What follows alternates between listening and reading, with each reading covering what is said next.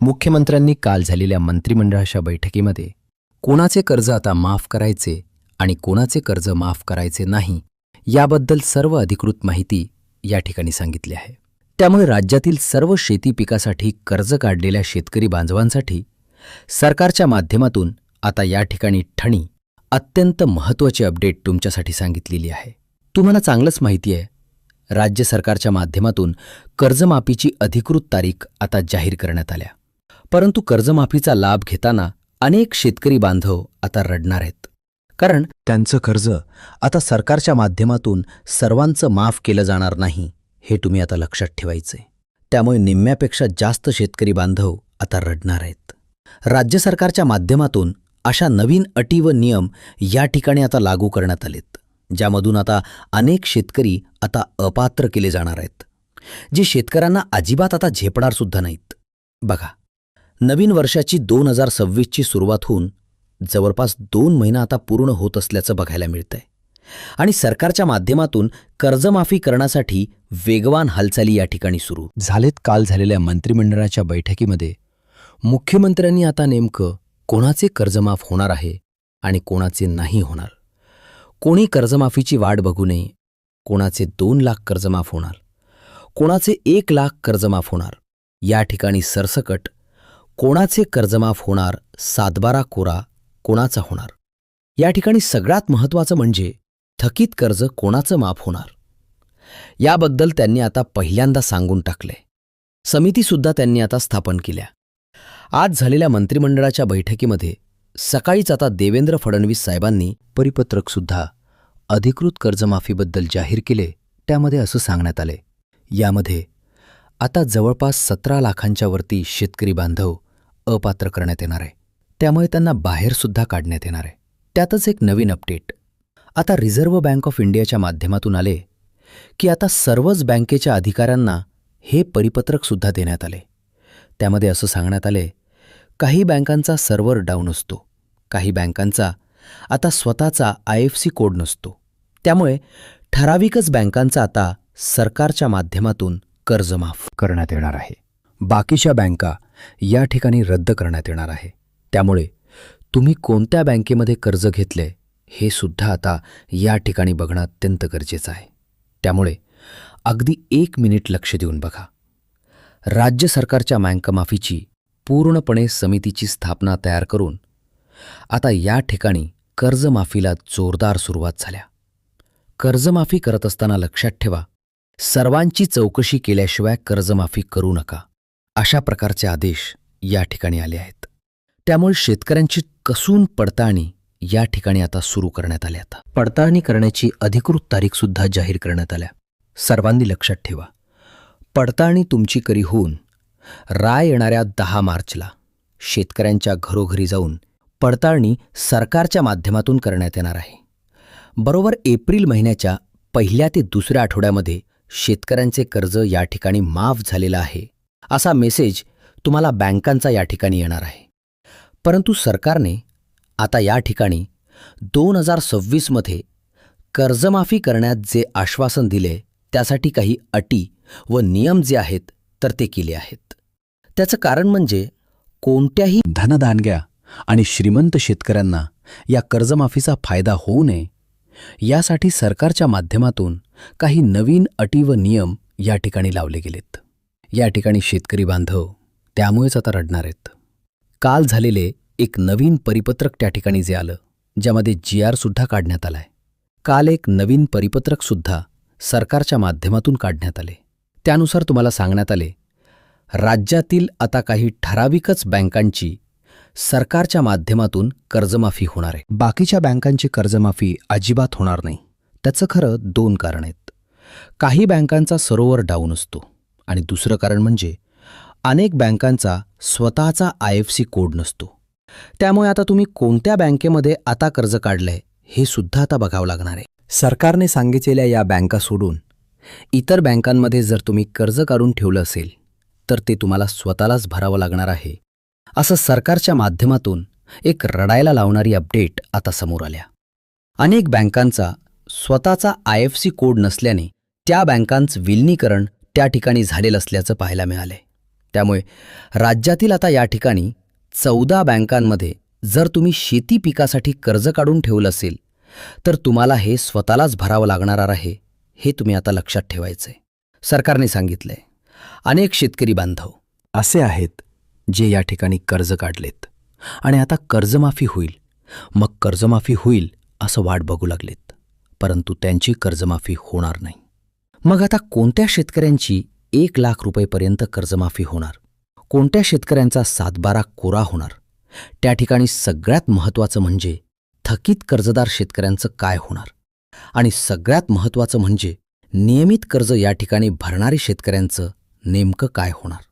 नेमकं आता तुमच्या घरामध्ये जे 10 मार्चला आता चौकशीसाठी सरकारी काही अधिकारी या ठिकाणी महसूल विभागाचे काही अधिकारी चौकशीसाठी आल्यावर तुमच्याकडून काय काय मागणार आहेत लक्षात ठेवा.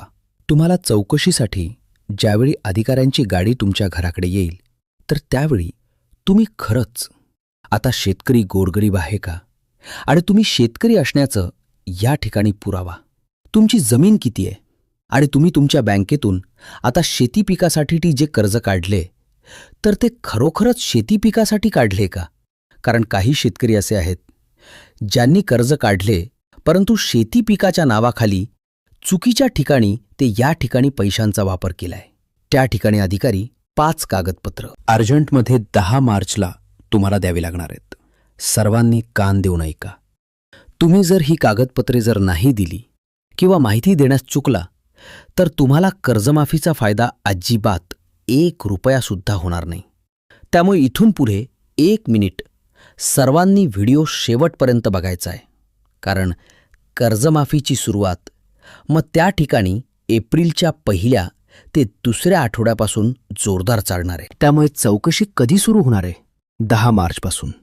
प्रत्येक आता जिल्ह्यामध्ये त्या जिल्ह्यातील काही तालुक्यातील खेडेगावामध्ये ज्या शेतकऱ्यांनी 1,00,000 2,00,000 कर्ज काढले त्यांची चौकशी होणार आहे. नियमित कर्ज भरणाऱ्या शेतकऱ्यांना काय सूचना देण्यात आलेत, तसेच थकीत कर्ज ज्यांचं आहे त्यांना काय सरकारच्या माध्यमातून सूचना देण्यात आलेत. जास्तीत जास्त कर्जमाफीचा फायदा करून घेण्यासाठी तुम्हाला सरकारच्या माध्यमातून काय काय सूचना सांगण्यात आलेत.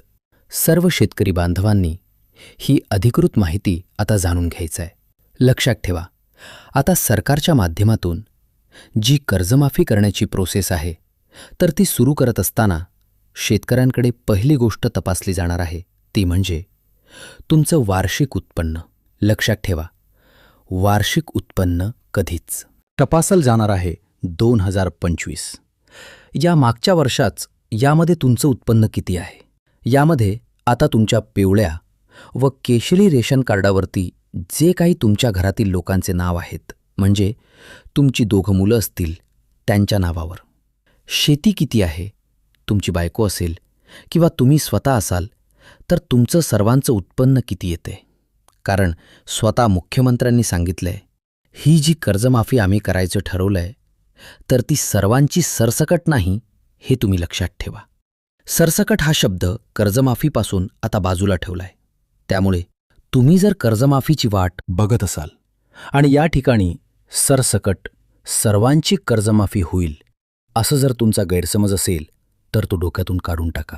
कारण स्वतः सरकारच्या माध्यमातून सांगण्यात आलंय फक्त गोरगरीब आणि गरजू शेतकऱ्यांची कर्जमाफी होणार आहे आणि श्रीमंत धनदांडग्या शेतकऱ्यांनी फक्त आता या ठिकाणी कर्जमाफीची वाटच बघायची. त्यांना अजिबात कर्जमाफीचा फायदा होणार नाही. आता तुमच्या मनामध्ये प्रश्न निर्माण झाला असेल की आम्ही कर्जमाफीच्या यादीमध्ये येतोय का? कोणत्या बँकांची कर्जमाफी होणार आहे? कारण काही बँकांमध्ये शेतकऱ्यांनी कर्ज काढले परंतु त्या बँकांचं आता विलिनीकरण झाले. त्या बँकांचा स्वतःचा IFSC कोड नाही. त्यामुळे सरकारच्या माध्यमातून हे कर्ज आता त्या बँकेमध्ये जे पैसे आहेत तर ते पाठवण्यासाठी अडचण निर्माण होत आहे. त्यामुळे तुम्हाला त्या बँकेमध्ये कर्जमाफी या ठिकाणी होण्याची शक्यता फार कमी आहे. त्यामुळे शेतकरी बांधवांनो, आता या ठिकाणी लक्षात ठेवा, व्हायचं आहे ज्या शेतकऱ्यांनी आपलं आधार कार्ड बँकेला जोडलं आहे तर त्या शेतकऱ्यांची कर्जमाफी होणार आहे. आणि ही कर्जमाफी होण्यासाठी सरकारने सांगितलंय तुम्ही नमो शेतकरीचा तर हप्ता घेतलेला असावा पाहिजे किंवा PM किसानचा. तर आता लाभार्थी शेतकरी पाहिजे, कारण PM किसान आणि नमो शेतकरी योजना ही योजना या ठिकाणी आता शेतकऱ्यांना लाभ देत असताना फक्त गोरगरीब आणि गरजू शेतकऱ्यांनाच या योजनेचा लाभ दिला जातो आणि त्यांची कर्जमाफी या ठिकाणी होणार आहे पहिल्या अटीनुसार. तुम्ही पास झाला का बघा. पहिल्या अटीनुसार तुम्ही जर PM किसानचे किंवा नमो शेतकरी योजनेचे पैसे घेत असाल तर तुमची कर्जमाफी होण्यापासून कोणी रोखू शकत नाही. पहिल्या नियमानुसार तुम्ही पास झाला. आता दुसरा, तिसरा, चौथा हे नियम या ठिकाणी सर्वात आहेत, ते तुम्ही समजून घ्यायचे आहे. त्यामध्ये पास होते का बघा. 10 मार्चला ज्यावेळी आता महसूल विभागाचे अधिकारी तुम्हाला शेती पिकासाठीच कर्ज काढलं का, तुम्ही शेतकरीच आहे का हे तपासण्यासाठी ज्यावेळी येतील त्यावेळी तुम्हाला 5 प्रश्न विचारले जातील. या 5 प्रश्नांचे उत्तर जे शेतकरी बरोबर देतील त्यांचीच कर्जमाफी सरकारच्या माध्यमातून जास्तीत जास्त केली जाणार आहे. अन्यथा तुम्हाला कर्जमाफीसाठी वंचित ठेवलं जाणार आहे. मग ते 5 प्रश्न तुम्हाला कोणते विचारण्यात येणार आहेत ते तुम्हाला पुढे 2 मिनिटाच्या आतमध्ये सांगणार आहे. त्यामुळे सर्वांनी व्हिडिओ शेवटपर्यंत नक्की बघा. महत्त्वाचा तुमचा वेळ या ठिकाणी नक्कीच द्या, कारण तुम्ही शेती पिकासाठी कर्ज काढले. काहींनी 2021ला काढले, 2025पर्यंत काढले, भरलेलंच नाही, थकीत आहे. नियमित कर्ज भरणारे शेतकरी आहेत, त्यांना फायदा कसा करून घ्यायचा हे सुद्धा या ठिकाणी आता सांगण्यात आले. दुसरा नियम असा शेतकरी बांधवांसाठी लावण्यात आलाय ज्यांनी आता बघा सगळ्यात महत्त्वाचं म्हणजे शेतकऱ्यांनी काय केले. फार्मर ID कार्ड गडबडीत काढलेत आणि त्यामुळे तुम्हाला प्रॉब्लेम येणार आहे. इथं तुमचा गेम फसणार आहे हे तुम्ही लक्षात ठेवा. शेतकऱ्यांनी काय केलेलं आहे की या ठिकाणी नमो शेतकरी PM किसान पीक विमा आम्हाला मिळणार नाही, फार्मर ID कार्ड काढलं पाहिजे म्हणून गडबडीत या ठिकाणी कोणतीतरी कागदपत्र देऊन गडबडीत कुठल्या तरी नीट कॅफेमध्ये फार्मर ID कार्ड काढले. परंतु सरकारच्या माध्यमातून ते फार्मर ID कार्ड कर्जमाफीसाठी चालणार नाहीये. लक्षात ठेवा, फार्मर ID कार्ड तुम्ही अधिकृतपणे बरोबर. आता तुम्ही शेतकरीच ऐका. त्या ठिकाणी 7/12 उतारा आधार कार्ड 2 फोटो देऊन बरोबर फार्मर ID कार्ड काढायला सांगितलंय. चुकीचं. फार्मर ID कार्ड काढलेल्या शेतकऱ्यांची कर्जमाफी होणार नाही, कारण तुम्ही शेतकरी आहात हेच ओळखपत्र म्हणजे तुमचं फार्मर ID कार्ड या ठिकाणी असतं. हे झालं दुसरा या ठिकाणी नियम. फार्मर ID कार्ड बरोबर काढा पहिला नियम, तो म्हणजे सर्व शेतकरी बांधवांनी आता आपलं उत्पन्नाची मर्यादा आहे तर ती एक लिमिटपर्यंत असावी. श्रीमंत शेतकऱ्यांना याचा लाभ अजिबात होता कामा नाही असं या ठिकाणी सरकारच्या माध्यमातून सांगण्यात आले. त्यामुळे गोरगरीब शेतकऱ्यांना याचा फायदा व्हावा यासाठी शेतकऱ्यांनी काय सांगितलंय, उत्पन्नाची मर्यादा फिक्स केल्या. किती उत्पन्न असल्यावर तुमची जास्तीत जास्त कर्जमाफी होणार हे सुद्धा व्हिडिओच्या माध्यमातून तुम्हाला या ठिकाणी सांगण्यात आले. त्यानंतर सगळ्यात महत्त्वाचं म्हणजे बँका कोणकोणत्या चालणार आहेत. तुम्हाला 10 मार्चला ज्यावेळी आता चौकशी करण्यात येणार आहे त्यावेळी ती चौकशी कशा पद्धतीने होणार आहे यासाठी तुम्हाला नेमकं काय करायचं आहे. आणि या ठिकाणी सगळ्यात महत्त्वाचं म्हणजे कोणते प्रश्न विचारण्यात येणार आहेत. तर बघा या ठिकाणी 5 प्रश्न आहेत. पहिल्यापेक्षा दुसरा आहे, दुसऱ्यापेक्षा तिसरा आहे, तिसऱ्यापेक्षा चौथा आहे आणि 5वा शेवटचा जे प्रश्न आहे तर तो तुम्हाला विचारण्यात येणार आहे. तो जर चुकवला तर तुम्हाला कर्जमाफी होण्यासाठी प्रॉब्लेम असणार आहे. तर बघा पहिला नियम आता या ठिकाणी सांगितलाय, तो समजला. दुसरा नियम समजला. आता आपण त्या विषयाकडे वळूया जी तुम्हाला कर्जमाफी आता होण्यासाठी काही प्रश्न तुम्हाला सरकार विचारलं जाईल. सरकारचे काही अधिकारी घरापर्यंत येतील, कारण कर्जमाफी करायचं म्हणल्यावर चौकशी केल्याशिवाय कर्जमाफी होणार नाही. पहिला प्रश्न तुम्हाला विचारण्यात येईल तो म्हणजे काय. सर्वांनी ऐका. आता ऐका. कर्जमाफी होण्यासाठी पहिला प्रश्न तुम्हाला सरकारच्या माध्यमातून विचारण्यात येईल तो म्हणजे तुम्ही शेती पिकासाठी कर्ज काढले का आणि कोणत्या तारखेला काढले आणि कोणत्या बँकेतून काढले. यासाठी तुम्हाला या ठिकाणी ज्या बँकेतून कर्ज काढले त्या बँकेचं पासबुक मागितलं जाईल. मग ती तुमची स्टेट बँक असेल, महाराष्ट्र बँक असेल, भूविकास बँक असेल, जिल्हा मध्यवर्ती बँक असेल, कुठली बँक असेल तर त्या बँकेचं तुम्हाला पासबुक तयार ठेवायचं आहे. बघा, पहिलं कागदपत्र मागितलं जाईल की कोणत्या बँकेतून कर्ज काढलंय, किती व्याजदर, या ठिकाणी दरानं काढलंय आणि किती लाख काढले. मग काही शेतकऱ्यांचं 50,000 कर्ज यामध्ये असू शकतं, या ठिकाणी 1 लाख असू शकतं. जी काय डिटेल्स मागितल्या, हा पहिल्या प्रश्नाचं उत्तर तुम्ही दिला. त्यानंतर आता दुसरा प्रश्न या ठिकाणी लगेचच विचारण्यात येईल की तुम्ही खरोखरच शेती पिकासाठी कर्ज काढले का. आता काही शेतकऱ्यांनी काय केलंय, शेती पिकासाठी म्हणजे बियाण खरेदीसाठी आता कर्ज काढले, पेरणीसाठी कर्ज काढले, या ठिकाणी खतासाठी कर्ज काढलेलं आहे. तर त्याची डिटेल्स माहिती तुम्हाला या ठिकाणी द्यावी लागणार आहे. म्हणजे बँक स्टेटमेंट तुम्हाला लागण्याची अत्यंत महत्त्वाची शक्यता आहे. कारण तुम्ही खरंच शेती पिकासाठी कर्ज काढले का हे सरकार चेक करणार आहे. कारण सरकारला डाऊट आहे, अनेक शेतकऱ्यांनी 5 लाख, 1.5 लाख, आता 2 लाख असं कर्ज काढले व त्यांनी काय केले, काहींनी 2 चाकी चांगल्या नवीन गाड्या घेतलेत, काहींनी घराला कलर केलाय, काहींनी घर बांधलेत. अशा प्रकारचं या ठिकाणी पैसे खर्च केलेत आणि सरकार कर्जमाफी करेल या आशेवरती बसलेत. परंतु या शेतकऱ्यांना आता रडायची गती येणार आहे. कारण चुकीच्या मार्गाने शेती पिकासाठी कर्ज काढणाऱ्या शेतकऱ्यांसाठी ही कर्जमाफी होणार नाही. फक्त गोरगरीब आणि गरजू शेतकऱ्यांची कर्जमाफी होईल असं सरकारच्या माध्यमातून सांगण्यात आले. दुसरा प्रश्न तुमच्या लक्षात आला का बघा. बँकेची सर्व स्टेटमेंट वगैरे शेती पिकासाठी कर्ज काढले का हे द्यावे लागणार आहे. त्यानंतर आता तिसरा महत्त्वाचा प्रश्न या ठिकाणी आता विचारण्यात येईल, ते म्हणजे आता तुमचा 7/12 उतारा मागतील आणि उत्पन्न तुमचं नेमकं किती आहे मागतील.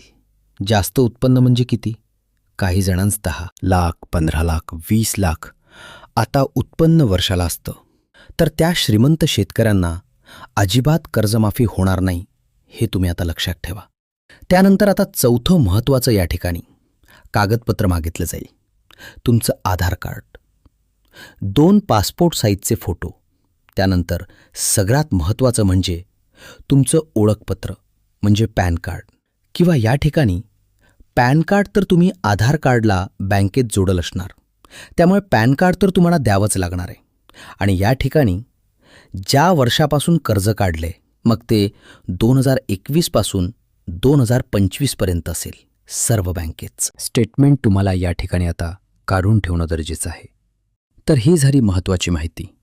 आता तुम्हाला कोणत्या बँकांचं कर्जमाफी होणार, तर बघा, state bank of India, Maharashtra bank, bank of India, जिल्हा मध्यवर्ती बँक, जिल्हा सहकारी बँक, भूक विकास बँक, या ठिकाणी HDFC bank, ICICI bank, Kotak Mahindra bank, अशा सर्व बँकांची कर्जमाफी सरकारच्या माध्यमातून करण्यात येणार आहे. त्यामुळे KYC पटकन करून ठेवा आणि सरकार लवकरच तुमची कर्जमाफी करेल असं या ठिकाणी आता शक्यता वर्तवण्यात आल्या. तुम्हाला अशाच प्रकारचे व्हिडिओ पाहण्यासाठी आपल्या लाईफ चेंज मोटिवेशन या चॅनलला आत्ता सबस्क्राईब करा. धन्यवाद.